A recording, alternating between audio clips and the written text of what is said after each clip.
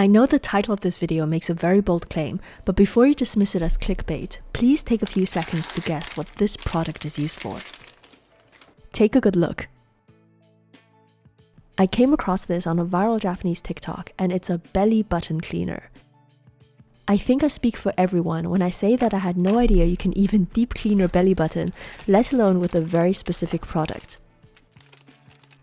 I tried Google translating the instructions, but aside from telling you not to eat it, it doesn't say anything about what this gel is made of.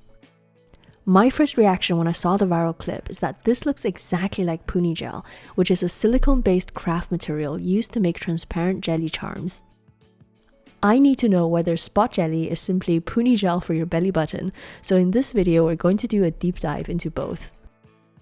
One of my earliest viral videos was a review for Puni Gel, and I have very fond memories of this craft kit. I can't believe that was already 6 years ago, and I want to give a huge thank you to everyone who supported this channel to 4 million subscribers. YouTube is the longest job I've ever had, though I always feel like I have more to learn and I'm constantly trying to improve my content. This is where the sponsor of this video, Skillshare, really comes in useful. Skillshare is the largest online learning community for creatives, with thousands of classes that cover topics like filming, editing, art design, productivity, and more. Once in a while, I come across another YouTube creator who's so incredibly talented that it fills me with inspiration to aim for their level. One such creator is Marques Brownlee, and I'm positive that most of you know his videos. He makes tech gadget reviews in the most compelling and engaging way. He actually created a course for Skillshare on how to achieve YouTube success, which would be fully included in your free trial if you sign up with my link below. Even as an experienced YouTuber, I found these lessons incredibly useful, and I've already started implementing some of the things onto my channel. In fact, if you clicked on this video, then it probably worked. Skillshare also offers learning paths, which are curated classes from different teachers that help you master one skill or competency. Summer is the perfect time to think about any interests or hobbies that you've always wanted to learn, and now you finally have a bit of space to do that. The first 500 people to use my link in the description will receive a 1-month free trial of Skillshare. Get started today. So getting back to our mystery product. I managed to buy 2 Spot Jelly kits from Amazon Japan. One of these costs about $13, which is not cheap for a single-use product, so I really need to know if this works. That takes us to the next problem, which is that I don't think anyone wants to see a real belly button getting cleaned on YouTube, and I'm certainly not going to use my own. So I decided to use an apple instead, and we can pretend that this part here is the belly button. I'm just removing the stem first and then cutting up the remaining bits to create some dust. The first thing you get is this sticker, which is designed to produce an airtight seal around the nozzle. The Spot Jelly itself comes in a little applicator with 2 compartments. You pop one of these and then mix it back and forth about 15 times. This also reminds me of rainbow jellies, however the liquid inside is noticeably thicker. After this, you remove the lid and insert it into the sticker. If you're doing this in real life, then you should be lying on your back and probably sincerely hoping that nobody walks in on you. I had a few problems getting the Spot Jelly to flow through the nozzle, and I'm pretty sure it's because I'm using an apple as a substitute. So remove the sticker and simply squeeze the gel directly inside. This cures pretty quickly, which is another reason I suspect it's silicone. The leftover material inside the package is already solid, and I'm going to cut it open to take a closer look. I can peel it away from the plastic in a thin layer, and it feels like a flexible membrane. This has no smell at all, and you can stretch it quite a bit. It does break though if you pull too hard.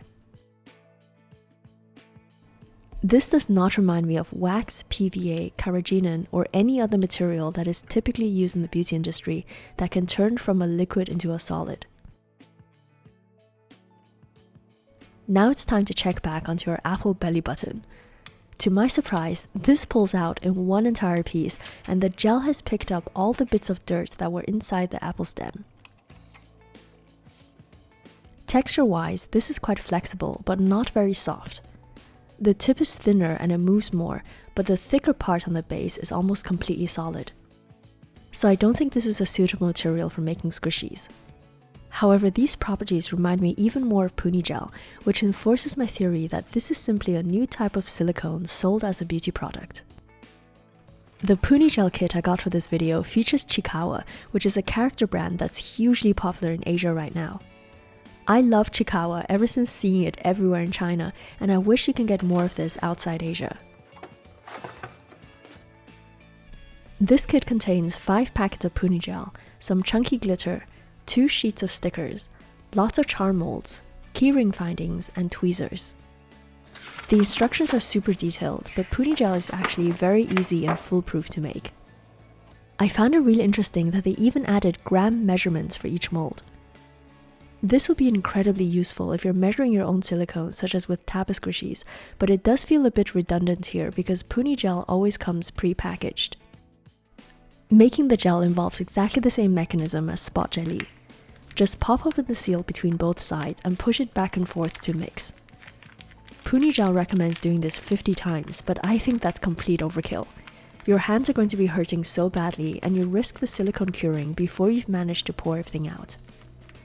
The best way to know if it's ready is to simply mix until the glitter is evenly spread out. Then cut off one corner and start squeezing it into the mold. These are custom designed to be the perfect size for the stickers. Take one sticker and then place it face down. Because the back is still sticky, you have to cover this with another thin layer of Puni Gel and spread it out. Lastly, you need to add one of these little sticks, which creates the hole that lets you turn it into a charm. Now I'm repeating this with the other stickers. Puni Gel kits always give you more stickers than there's space in the mold, so you have to decide which ones you want to use. Each character has their own name, and the white one is called Chikawa. The one with blue ears is called Hashiwari, and the yellow one is Usagi. This one is Momonga, which is a Japanese flying squirrel. I'm also going to add some heart-shaped glitter in here. This is the Chikawa star, who isn't a main character from the original manga, but has somehow become very viral on social media. The only complaint I have with Puni Gel is that I think they don't give you enough material. These little packets are really cute, but they barely contain anything, and you can only make small charms and beads with them. I would love to see a larger version of Puni Gel that also lets you make 3-dimensional pieces as well. One thing I did notice about Puni Gel compared to Spot Jelly is that it takes much longer to cure. You have to leave it for about 24 hours, and you also need to check back a few times because these little sticks sometimes tip over. If they end up tilted, then you won't have the perfect hole for your charm. The stickers can also end up moving a bit during the curing process, like this one. This was originally in the center, but slid towards one side after curing. To demold Puni Gel, just loosen the edge with a toothpick and pop it out. I love how these are crystal clear and the glitter makes it look so aesthetic. I find Puni Gel really satisfying to work with, even though the final texture doesn't qualify as a squishy. As you can see here, it's quite bendy, but only because the piece is very thin. As soon as it becomes a bit thicker, the silicone feels almost like resin. It has a tiny bit of elasticity as well. I would say Puni Gel has a silicone hardness of Shore 50, which is similar to a pencil eraser. There's not much left in here, but I'm cutting open the package to compare it with Spot Jelly. The first observation is that it rips quite easily, whereas Spot Jelly has a bit more elasticity. Combined with the fact that Puni Gel takes longer to cure, I don't think these are identical materials, but I'm fairly certain that they're both types of silicone. Spot Jelly cures too quickly and feels too polymer-like to be made from organic materials. I'm still slightly baffled by the idea that you need to clean your belly button aside from the obvious cleaning it gets during a bath or shower. I don't think Puni Gel can work as a substitute because it takes too long to cure. If you're interested in trying Puni Gel, then you can order it easily over Amazon Japan. The shipping is obviously a bit more expensive, but on the whole, it is worth the price to try out a very unique crafting product. Aside from Chikawa, Puni Gel also have Sumiko Garashi, Spy Family, and Hello Kitty themed kits. I'm Joanna, thank you so much for watching, and I'll see you in the next video.